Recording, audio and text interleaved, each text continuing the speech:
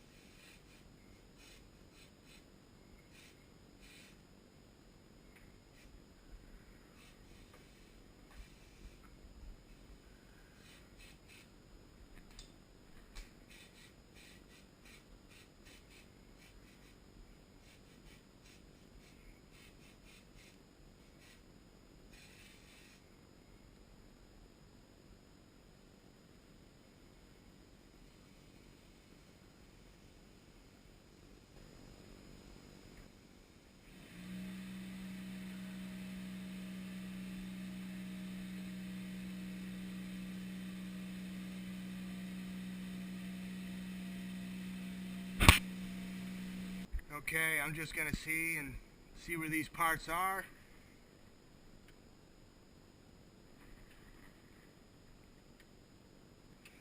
.346 roughly. Still not hot enough. We will try it again in just a couple minutes. Okay, let's check these parts again, see if they're ready.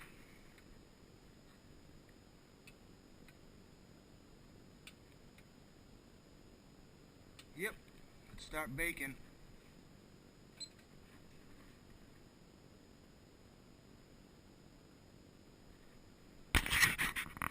So I will be back in about 12 minutes. Alright, the timer is just about ready to go off, and we're going to pull these parts from the oven.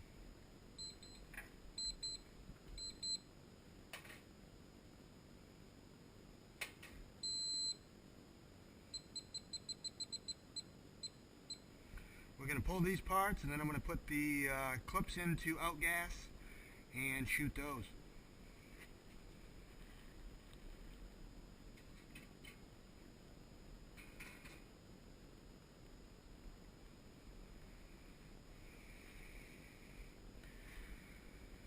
Good so far, but we will see after they have actually cooled.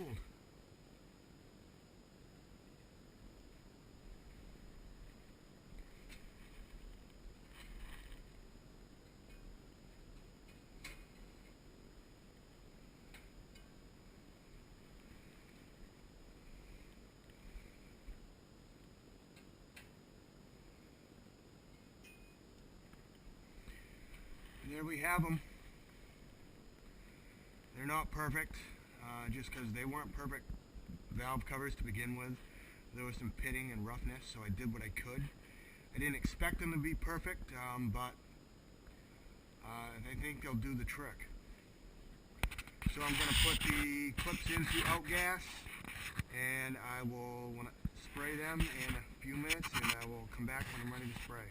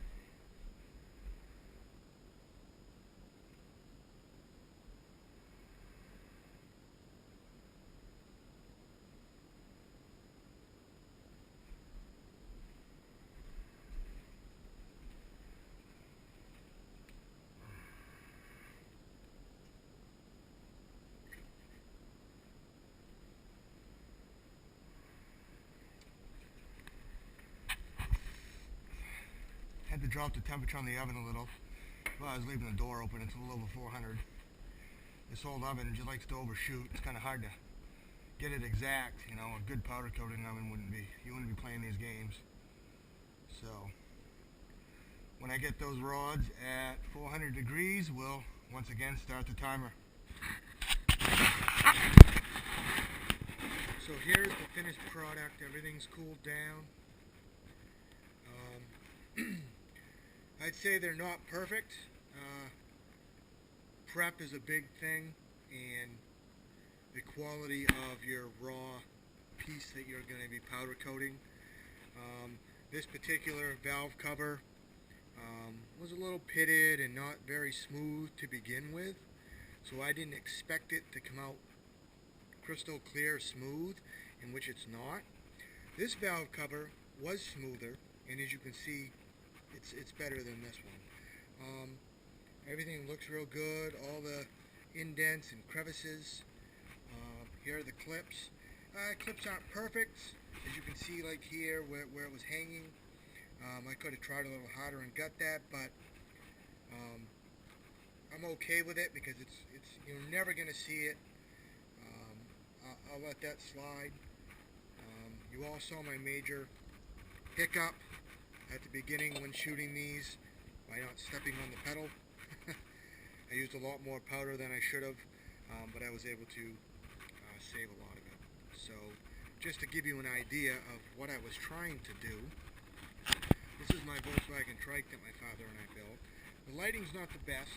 This is the blue on the trike. It's a little dusty, and this is kind of me trying to match it. Let me show you where. It's hard to see. There's a chrome valve cover, but it's a cheap, knockoff cover. They're real thin. They don't work as good as an original cover. And these are actual original German Volkswagen valve covers. These won't leak. New gaskets made out of cork. But as you can see, those will look real nice down there. And the clamps, you won't have any issues seeing where they're not perfect. But it's not a perfect match, but it's pretty darn close for just by going with swashers that I ordered. The powder that I used happened to be from Prismatic Powders. They'll send you swashes for free, and then as you do more powder coating and ordering swashes, you'll have a pretty good assortment to show people if you do any work for anyone. The next task on my powder coating list is to take my Baja, completely strip it down, de-anodize it. As you can see, I de-anodized this one piece to try it. I use Drano. I let the parts soak in Drano. Works great. 15, 20, 30 minutes, depending on the part. Some are anodized better than others, and they come out just clean. I'll clean them up a little bit more. But I think the look I'm going for on this Baja is, the powder I ordered is Psycho Green, a real bright green. But that is a top coat. So in order to get that real bright green effect, what has to happen is you need to lay a base coat of a silver or chrome or gray. So then you will lay the green on top of it, and that'll allow the green to really pop. The base that I'm going to use is called Heavy Silver, and it has a real heavy silver flake in it. So after I've laid the green on top, you will actually see this flake through the green, which will allow it to actually sparkle in the sunlight, with that bright green. So I think that'll look really good. My other Baja I'm going to do this one in a powder called Just Orange, and it's a real bright orange. I will probably still lay that heavy silver base to give it the flake, and then I have what's called a crystal clear top coat to go on after all of that to give it that wet mirrored look, and that also protects from UV light. Some powders require a clear to protect, others do not, so you would have to look at the specs and technical data on the powders.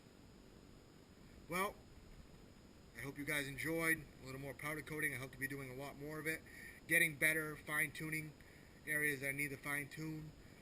Like I said, keep an eye out for my sandblasting video with a cabinet upstairs. I've modified it greatly. It's going to be way better than a stock cabinet, and the reason people complain is because honestly they're just not hooking them up correctly. And there's a few mods that I can show you that I learned from another fellow that I will share that will greatly improve it. So please rate and subscribe.